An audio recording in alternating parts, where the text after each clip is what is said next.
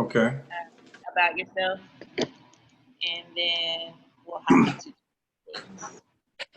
All And then right. once it's over, I'll be able to download the video and then send it to you, and then that way you can post it on Facebook or send it to whoever you want as well. Okay. I know a few people are like kind of out and about for Juneteenth. Right, right. It'll make it on, but at least they'll be able to see it later. Yep.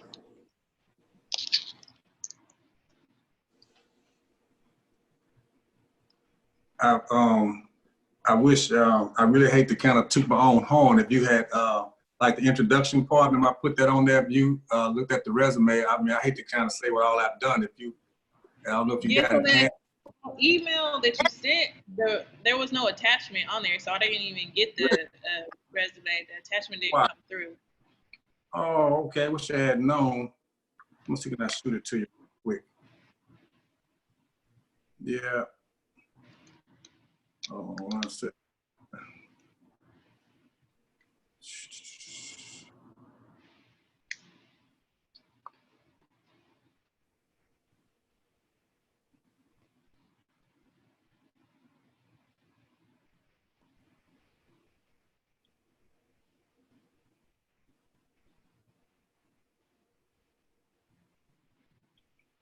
Okay.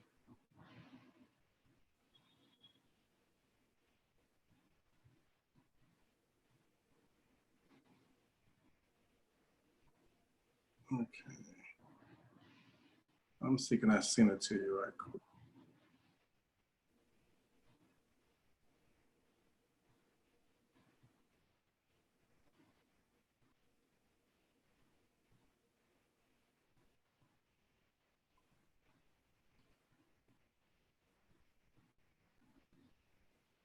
I just tried to send it. Let me know if you got it.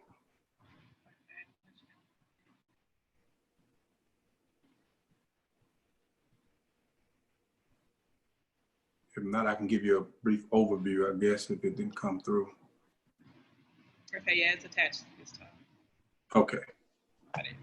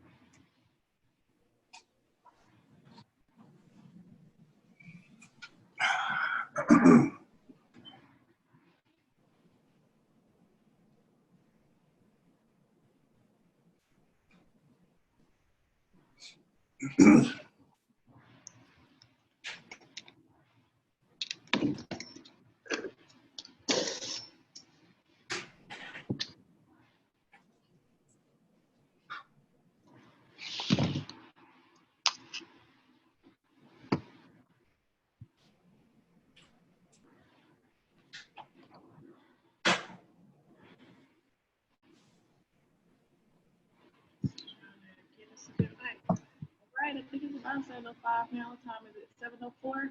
Yeah.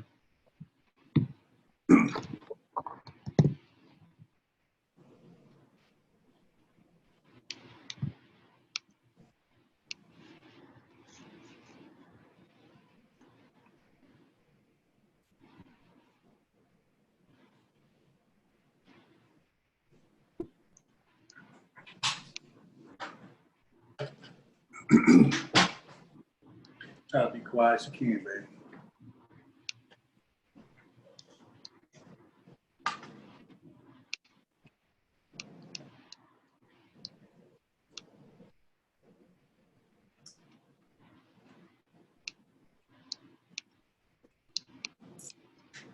Right. It's about 7:05 now, so we'll get started here in a second.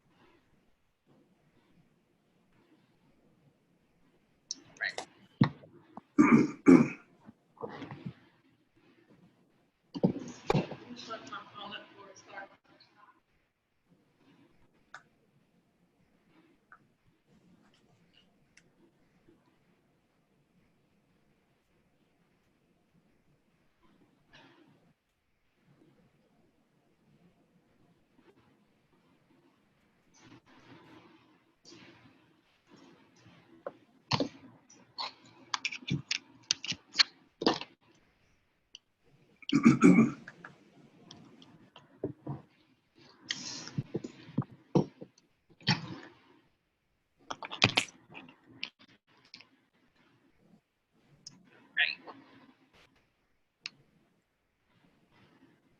ready? I'm ready. Here we go. Press record.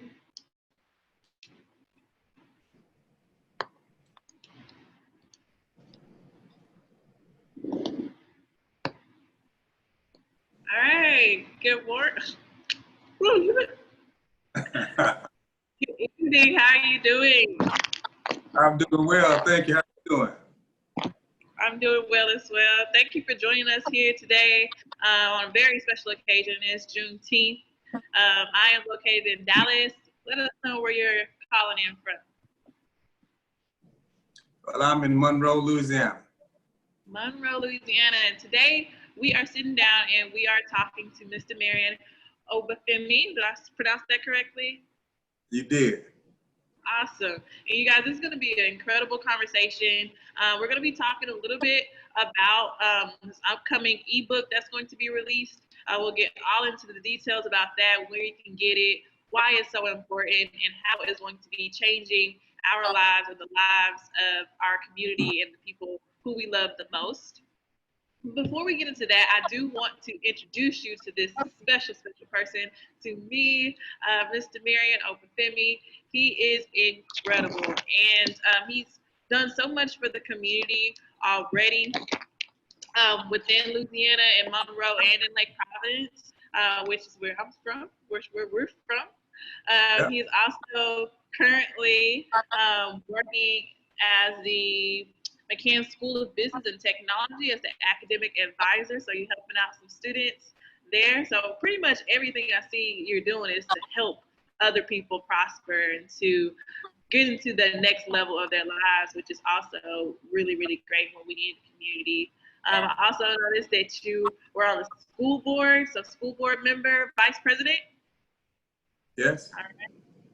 And the founder of Patches, which we're definitely going to get in and talk a little bit more about today as an acronym, as well as the Youth Advocate Program, special assistant to the regional vice president. So you're up here.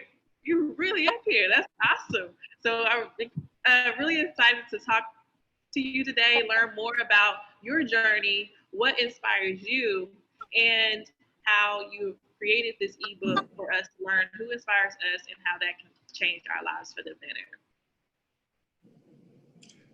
Yes, well, I want to thank you for allowing me to be on this platform and want to acknowledge the great work that you're doing in the great city of Dallas and the community, impacting the culture.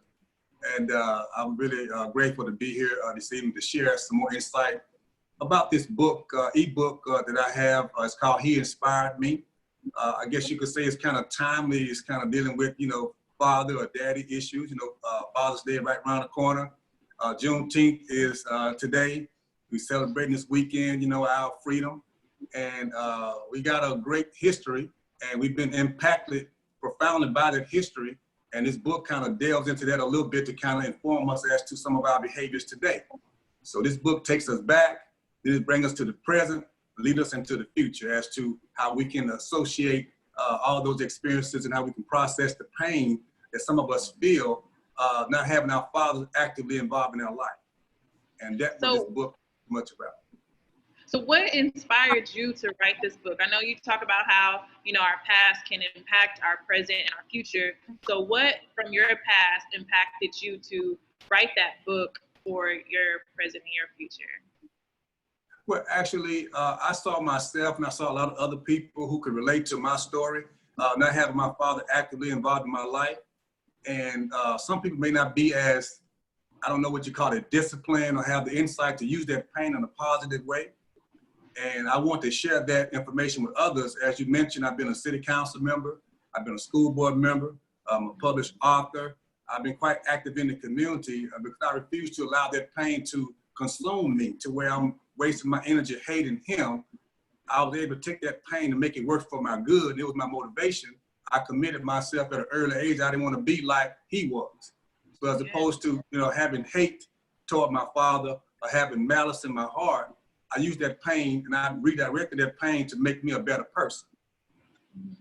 So what do you think, what traits or what characteristics do you think it takes for someone to be able to take that pain and use it as fuel to fuel their lives into these next levels? Because a lot of people utilize that pain for a different kind of fuel and they go down instead of up. So what type of characteristics is necessary for someone to go up and propel themselves forward rather than going backwards because of their past? Well, it's mainly a matter of having information and being able to process the information and your perception of your experience, okay? As you mentioned, most people take that and say, well, you know, I hate my dad. He wasn't there for me and all those kind of things. But you look at it from a historical perspective and you get a more in-depth understanding as to what influenced his behavior, it will help you to understand it a little bit better. And as opposed to hating him, you have more information about why he did what he did, so to speak. It's kind of like, it's not to say that some of us don't walk out on our kids, some of us don't do the things that they say we're doing, but there's a reason behind that. And the historical perspective, especially during Juneteenth, would help us to understand that we were manipulated in such a way during that experience called slavery like no other people have been. So for instance, if I go out and I do something that's maybe negative, maybe criminal, maybe a crime, and if I have a good lawyer, he say, well, you know what, Mr. Obafemi did do what you said he did, what you accused him of doing, but he is guilty by reason of his sanity. Meaning that was something that influenced his behavior. He was in his right frame of mind. So what I'm saying in this book, that yeah, we have done a lot of despicable things as men, black men in particular, but the historical perspective will let you know that we were dealt with in such a way that it influenced our behavior to where we are guilty, but it's by reason of inhumanity to man. That experience of slavery really impacted us in a negative way where it took the responsibility of the man away from him. It took his sense of being a provider and a protector. And it took the act of intercourse to make it just a physical act. It took the emotion out of that. And we still kind of reeling from that today, you know, in our culture today, you know, it stems from that experience in slavery when we were just breeders. And the first chapter talks about that historical perspective, put it in some kind of a framework. So before you judge that man and call him a deadbeat dad or call him a sperm donor, think about the historical perspective all of us come from to kind of give us a little more insight to where you won't be so harsh in judging him. So if you won't hate him as much, you will say, okay, not excusing him, but I kind of understand that the frame of mind that we came, you know, it kind of affected us in a negative way. That is so very true. So with that being said, who would you say is your target audience for this book? Is it the younger generation, millennials, or older, 35 and older? Like, who is your target? Who do you think will benefit the most from reading this book? Well, I found that, you know, young people, young males and females who don't have their father in their life, if it's a young boy that's at school, he's acting out, he's being mad, he's angry, he's fighting. Most likely that young man is angry because his father is not there. And there's a saying that a boy or a girl who doesn't have their father in their life has a hole in their heart, and that hole is shaped like their father. So he's hurting, okay? So I would say it would be for young people, you know, elementary school age, junior high school age, high schoolers, 50 years old, even 60-year-old men are coming to me and say, man, look, I'm dealing with that pain right now, man. I hate him. I don't know what to do with this pain. I'm confused. So it's for anyone who had that experience to where their father wasn't there and they have consumed themselves with hate because of that experience. They don't know what to do with the pain. This book will guide you. It's a guide to use that in a more positive, constructive manner as opposed to hating him.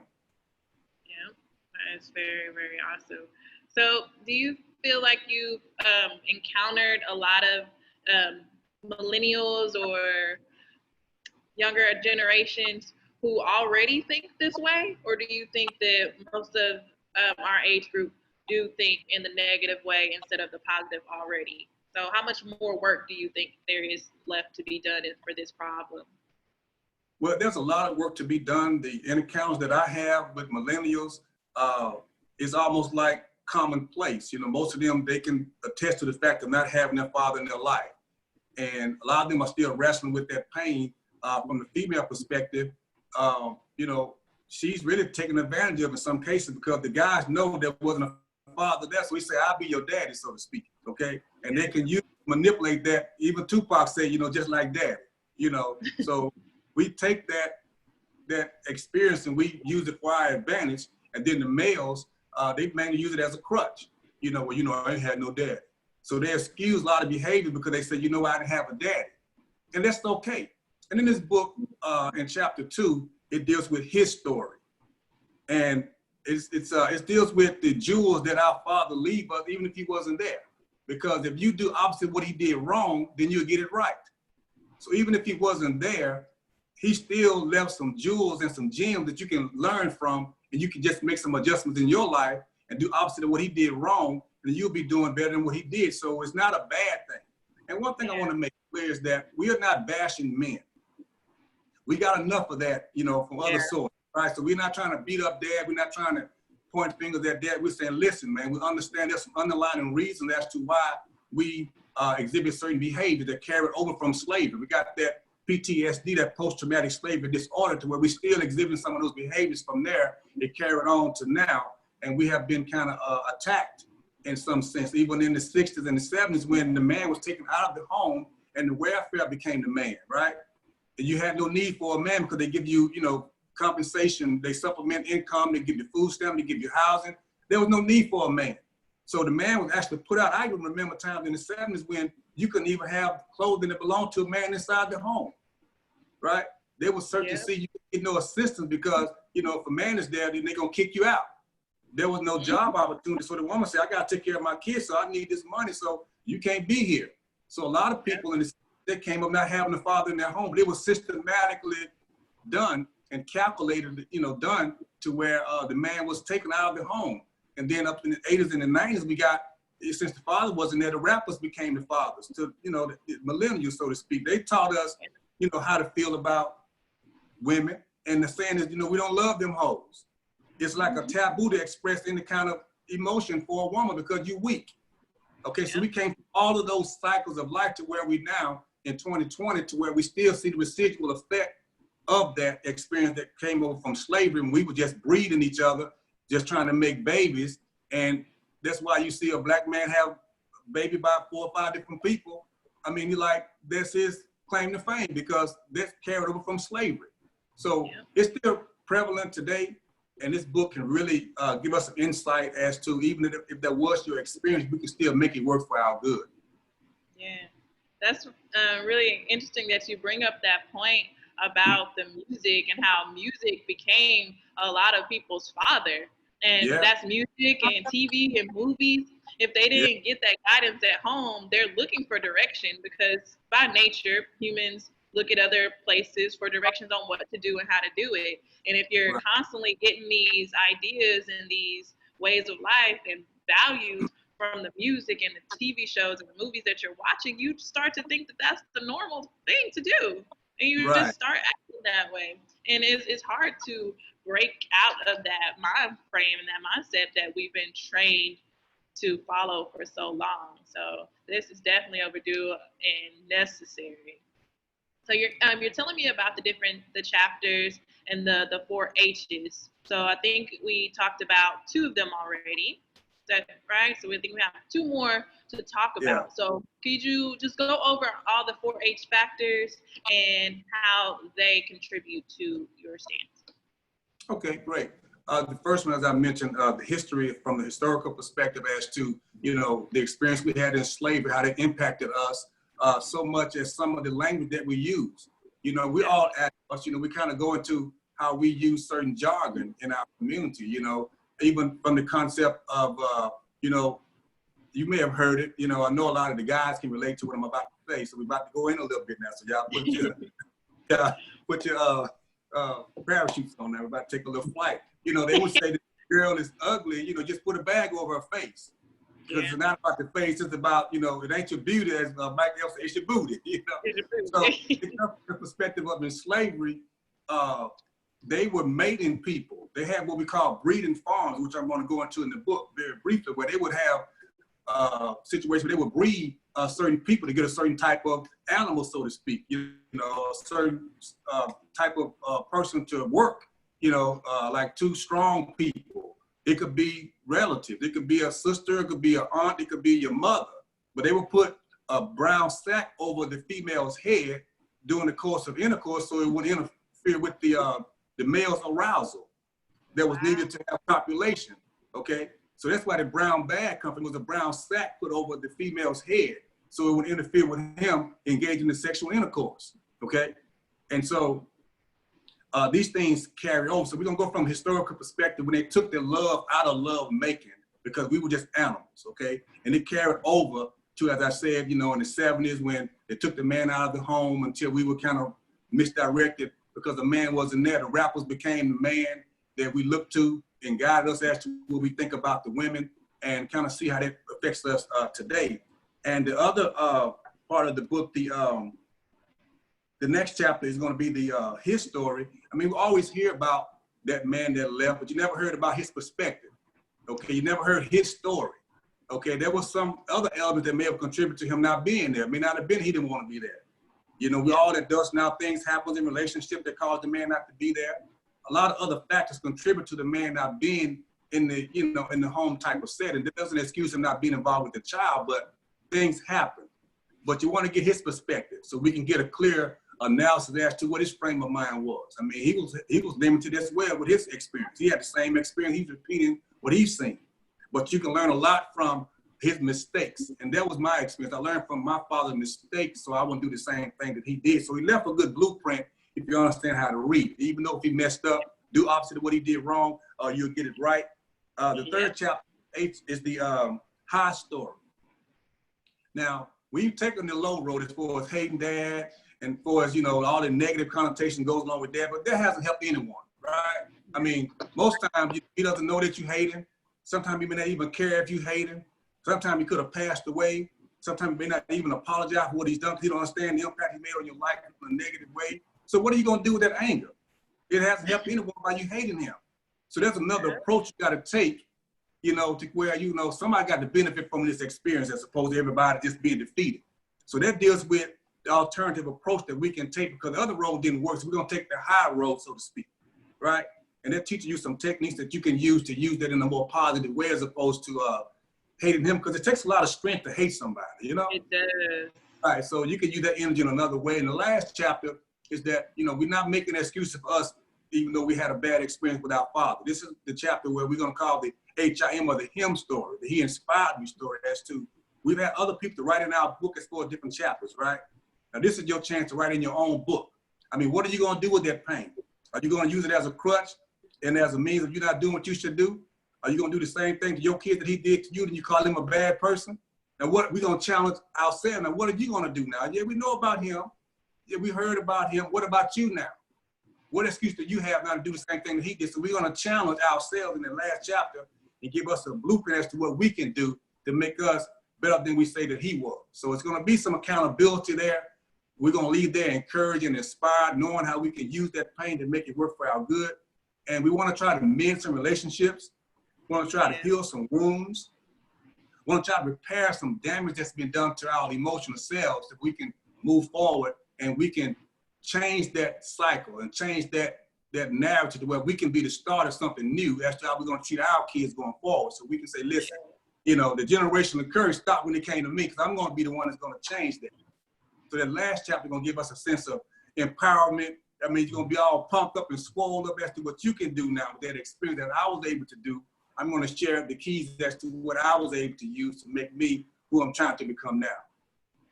Awesome. I love how it comes full circle and you get to the end. As soon as you close that book, you like, yeah, like I'm about to do this. I can do this. And I should tell other people about this so they can do it too. Because right. I can guarantee you, like we know somebody who struggled with this. Whether you struggle with it, your cousin, your brother, your sister, somebody that you know in close distance to you have struggled with this. So even after they finish reading the book, they can share what they learned and pay it forward. And hopefully, you know, it just catches on like a domino effect. And eventually, you know, we can heal those wounds, those generational wounds that we have developed. So that's really awesome. But that's my prayer. That's my hope. I'm really excited about sharing it with the community. They'll be enlightened, they'll be inspired and motivated to say, listen, you know, I don't have to go out like this. I don't have to do the same thing that he did. I don't have to study blame him. I don't have to be angry and mad and hold on to hate like that. You know, I can do something with that and make my community better as I improve myself. So I'm really excited about, sharing it. That's awesome. So do you think like when you were younger, what really drove you and what pushed you so much to even get to where you are? I remember when I was younger, I used to look up to you like you were like Superman, like wow, he is amazing. Like you always just were so professional, you look professional, you talk professional, everything was just tip top shape. So what do you think molded you the most to become so successful and in life? Well, actually, as I said, I made a commitment. I had some pain associated with my father not being in my life, and I made a vow that I didn't want my kids to feel the same pain that I felt. And I just refused to be like that. I mean, that pain, it really, it scars you in a real way. And I didn't want my kids to feel, the pain that I felt. And so I just made a vow and I said, okay, he did this, I'm gonna do that. He didn't do this, I'm gonna do that. It hasn't been perfect. I'm still developing because I've been wounded. I mean, I'm still recovering.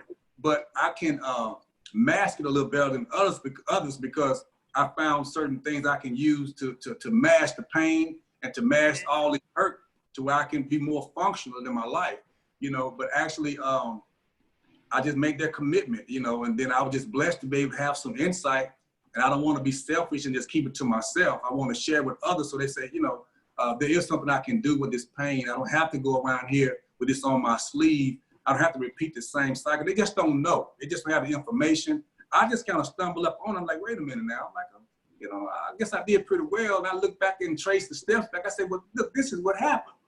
So I said, let me put this in a... I'm sorry. About what age do you think that happened for you? What were you in your younger years, 20s, 30s? When did you have that kind of aha moment? Was it as soon as you had kids, or when did you kind of make that decision to change? I guess I think I was about 8 years old. I kind of understood life a little bit. I decided I didn't want my kids to feel that kind of pain. Mm-hmm. And I started on the same road now, to be honest with you, because there was a verse in one of my poems that said, like a lint brush, it said, like a lint brush, we still stuck because I picked up on all this bad habits. So I was kind of going on the same road till I saw that. I was like, hold up, wait a minute. Now I'm doing the same thing that I said that he did. And so I had to kind of back up. I started on that road, right? And I had to kind of change courses because I said, wait a minute now, you can't say this about him and you're doing the same thing you said that he did to you. Now, wait a minute now. It wasn't as severe, but as to having the children at a young age and not, being able to be with the mother and you have to move on and the kid is there and there's some pain involved. I started on that road for a while. So I said, wait a minute, And so, I'm from the country, as you know, we do a lot of farming, and I'm telling this to the guys who are out there, if you come from a situation where it wasn't like it should have been, take the farmer's concept and what you would do, you would take your seed and plant that seed in some good soil and make your whole nother family tree, so to speak. So I got a good girl. And, I said, okay, now, I'm gonna plant my seeds here and we're gonna try to build a tree, a family tree, so to speak, and still maintain contact, with my offspring before I came to this sense of enlightenment because, I had to go through some stages like a lot of people did. I started out on that same path, at a young age, but I was able to, shake myself back and try to, straighten my road, so to speak, and not be another statistic, so to speak. So I have a relationship with all of my kids and, we have had some bumps in the road like anyone would if you're not there with them. And we're still dealing with that right now. I'm going to be totally transparent. So this is real life stuff. It ain't like it's something I'm just talking about. It's not happening. Real life right now. We're dealing with that pain. In fact, this book is for me as well. I promise you. I mean, I'm kind of like smoking my own stuff, getting high on my own supply, so to speak, And I told my kids to read it for themselves as well because we all are trying to heal, So this is real life stuff, not like some fiction. I mean, we live this every day. I'm still growing, learning, I'm still healing, and my kids are healing as well, even the ones who I'm here with. Okay, I'm still growing and developing to the man I need to be, but I'm here, And so it's real life stuff. I mean, this is true life. 100% real life stuff. Real, trying to sugarcoat it. Real. You want the real? You're gonna get the real in this book. There's no sugarcoating. I mean, there's some language in there you'll always hear me speak. I mean, but I had to come raw with some language that we talk. I went in like this so we can understand it for the culture, right? So I'm using some words like, Mary, you said that? Yeah, I said that, So I'm using some language in there that I know we can relate to get some clarity as to where it came from so we can try to change the narrative. But I went in kind of hard on this one. Yeah, definitely got to change the narrative. I think you're definitely doing it. Just by leading by example for others to see what you have done, how you have done it, and that it is possible. Even coming from a small town, Louisiana, to being, councilman and on a state board and things like that. That's incredible. It's some good credentials you got up under you. So that's incredible. So tell us about when we can grab this book and learn all about it. When is the release date? Well, the release date is going to be July the 7th. This is a big day for us. We're going to be trying to withdraw some of our spending and stuff like that. We celebrate our independence on Juneteenth, so July the 7th. We're supposed to be kind of sharing it within our community as far as entrepreneurs. We're trying to shop at home, that kind of thing, with our own people. So that's going to be the day that's going to be released. And what we can do is on my business page on Facebook, it's Obafemi Productions. That's OBAFEMI Productions on Facebook. You want to go to my business page and like the business page. There's going to be a link that you're going to be able to see on July the 7th, and you'll be able to access the book from my business page, Obafemi Productions. Obafemi Productions, and that's on Facebook. And as soon as, was it like July 7th? Is it going to be straight in the morning, or is it going to be at midnight? Around what time can they expect to log on and see that link? Right, it's going to be at 7 a.m. It's going to be July 7th, which is the 7th month. It's going to be at 7 p.m. And guess what? The book is only $7. All right, 7 all across the board. That's a winning number right there. Winning number right there. So we're trying to make it where it's easily accessible. Another thing, this is not a book that's going to be intimidating. If you look at the cover, you'll see that, hold on 1 second. I got to decline a call here, baby. Okay. All right. Yeah. It's an easy read. It's not like a big colossal book. I call it the little green book. And if you know your history, there was a little green book that they had back in the 60s when we were traveling on the highway. We didn't have access to different accommodations. There were certain business people who said, this is a safe place you can go to get fuel. You can get lodging here, because there was a little green book. So I call it the little green book. It's like a little pocket book, right? That you can put in your pocket. It's an easy read. It's going to be on like a 4th grade level. I'm not trying to intimidate the reader, because we're not too accustomed sometimes for getting our information through a book. So it's going to be very easily accessible, little pocket book. It's not, with all those big fancy words. It's going to be right there where you can reach it to where it's not intimidating for us who like to get it. So, it's going to be very accessible. Literally for everybody. Yeah, for everybody. And like I said, it's not intimidating. I want to make sure you get this information in you and where it can really change your life. I want to hear some stories after, you know what, man? I read that book. I was mad at my dad. I was confused and I was angry. And now, man, I've kind of been able to build a bridge between him and myself. If not, I became the father to my son that he wasn't for me. We're going to hear a lot of success stories that we're going to be able to share. We're going to mend some relationships. We're going to heal some hearts. We're going to change the dynamic in our community for sure. Absolutely. I love all the symbolism that you have within the numbers and the meaning of the green book. All of that is just so dope. But I saw that you have the shirts as well. So as we're talking about, as people are reading this book and they're changing their lives and they're reconnecting with their fathers and the other people in their lives, how can they get one of those shirts? They're really nice. So how can they get one of those He Inspired Me shirts? Right. They'll be able to get one on the website as well. We have this thing now that we have the pictures that we take and we are pointing. We point at someone like that. Yeah. But it didn't have a meaning to it. I said, you know what? I'm going to give that a meaning. So this is the shirt right here, if you can see it. Yes. So you have someone that you want to say that inspired you, whether it's your uncle, whether it's your dad, whether it's your pastor, whoever it is that inspired you, your son, your husband. You can take this shirt and wear it and have them standing beside you and say, look, they inspired me. Okay? Yeah, so this shirt here will be available on the website as well. On my Facebook page, my business page, Obafemi Productions. They can get the shirt as well. So that's another thing that y'all thought was kind of, I guess nice to kind of go into what we were doing. So I'm excited about that as well. Definitely. That'd be a really good gift for people too. book and the shirt. And Come on now, we might have a package deal. a whole package deal. Awesome. So is there anything else you feel that we need to know or that's going to be really important for us to go out and do once we get the book or before we get the book?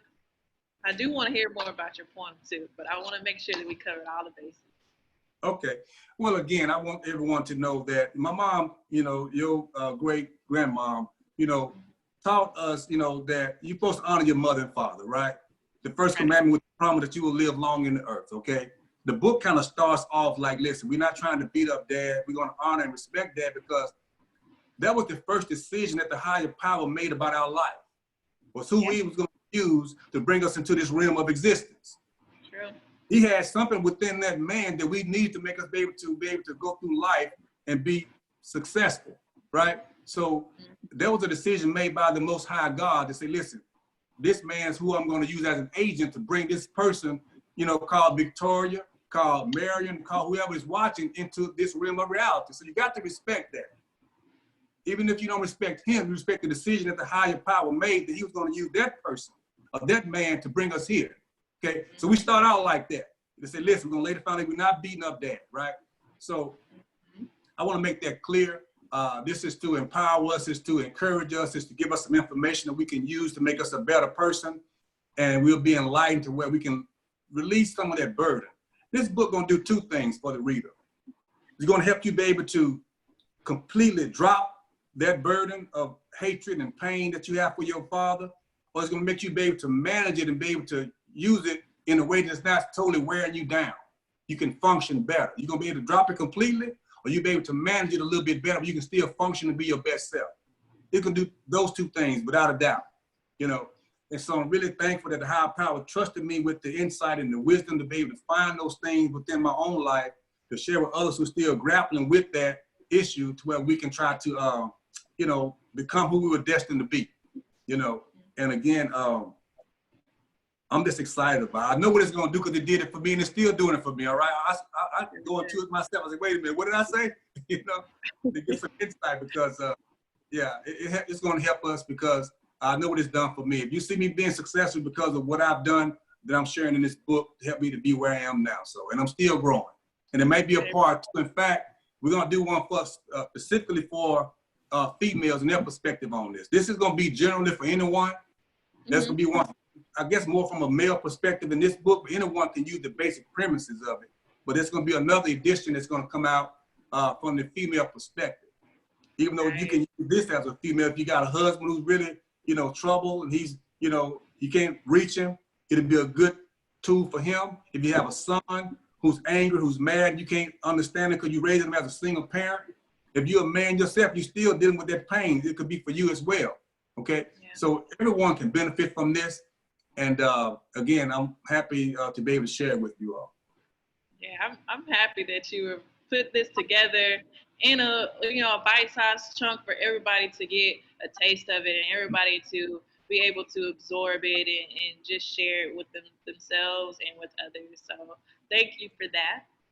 After this, I would like to go ahead and segue into your beautiful poem. You have a poem for us, right? Yeah, they call me the Po Folks Poet. The Po Folks Poet. Po Folks Poet. Not poor, we Po. Po. You're right. The P.O. Folks Poet, right. Got that name in my hometown, Lake Providence, because I was speaking from the perspective of those who couldn't express themselves. And this is a poem that I'm always requested to share because this speaks from the perspective of those of us who may not have had our father. The mama had to be the dad, okay? She had to be the mom and the dad. I mean, we're not saying we mad at dad. We say, well, look, mom stood in the gap and she made things happen when dad may not have been there for whatever reason. We're not hating him, but we just saying, look, mom, you deserve flowers on Father's Day because you was our father as well as our mother. And I wrote this for my mom in 1995, actually. I was at work one day and I kind of went to going back and reminiscing. And I got emotional. I got caught up, and I had to leave. I got so messed up. I said, I got to go. And I went home and I closed myself up in the bathroom. In about 15 minutes, I wrote this poem I'm about to share it right now. It's called My Mama Was My Daddy. It's for my mom, Miss Ernestine Caraway Jackson. God rest her soul. Sometimes I make it through this poem without crying, and sometimes I don't. So I don't know, but I'm going to share it with you all right now. Mama was my dad, and it goes like this. As I searched through my mind and looked back in time, I realized I had a daddy of a different kind. Because when things went bad and my real daddy ran, my mama was the only daddy that I had. She had to bring home the bacon, then she fried it in the pan. She had coins in her hands because she worked like a man. When I felt that I couldn't, she made me believe that I can. Whenever things went wrong, mama always had a plan. She made sure we were fed, had a place to lay our heads. She sacrificed her life so we wouldn't have to beg. She made us go to school. She said life has rules, so you won't be used as a tool and a fool. She was tender and kind, but she drew the line. Because when we did wrong, mama whooped our behind. You could be my mama's friend if you didn't accept her kids, and she would tell you point blank, that's the way that it is. As I looked through the years, I saw her shed many tears, and I can look in her eyes and imagine how she feels when she watched her own children disappear. But I thank the Lord that my mama was here. She turned our house into a home. She made it on her own. She worked her fingers to the bone to teach us right from wrong. A million miles away was never far from home, because all we had to do was make a call on the phone, and she would be right there, and it wouldn't be long. I never heard her complain. She remained the same. And when I messed up, she waited for me to change. She won against all odds and overcame every struggle. Although she was a single parent, her duty was double. She taught me how to pray, how to keep the faith. She taught me how to work so I could earn my pay. It might seem like a strange thing to say, but she deserves a dozen roses on Father's Day. So if you ever wonder how I can deal with all the drama, how I can walk through that jungle without tripping or stumbling, how I can rise so high and always stay humble, and no matter how you try, you can never take me under, and why I give respect to each and every woman. And to the good Lord, I give the praise and all the honor. And when I read a sentence, I make a pause at the comma. I owe it all to my mama. I have no hatred for my pops, because mama stood in the gap and filled in the spot. So my heart is free and I'm happy. I stand tall and firm like a tree because my mama was my daddy.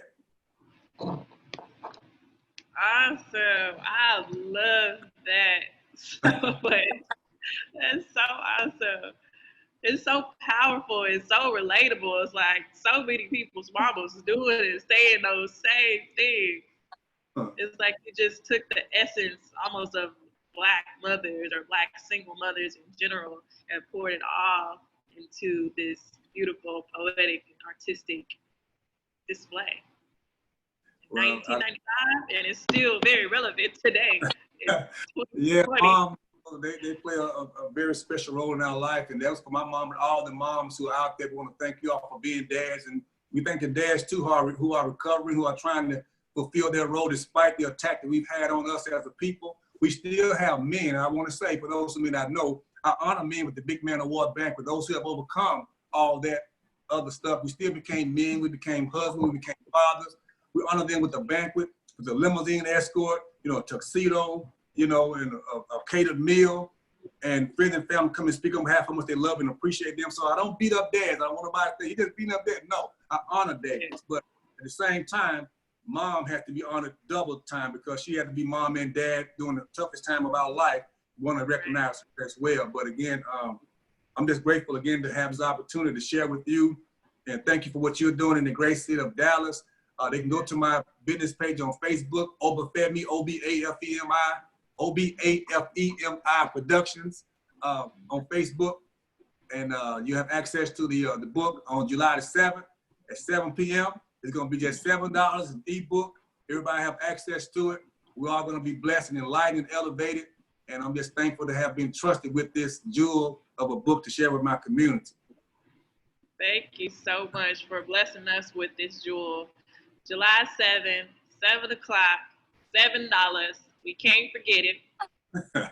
Lucky numbers. That's going to change and unlock a lot of things within us and within our community and our culture. So thank you again for talking with me today and sharing this with my audience. And I'm glad to be able to be in front of your audience as well. And thank you. I love you. Thank you. You too, sweetheart. Take care now. All right, take care. Bye. All right. Bye-bye.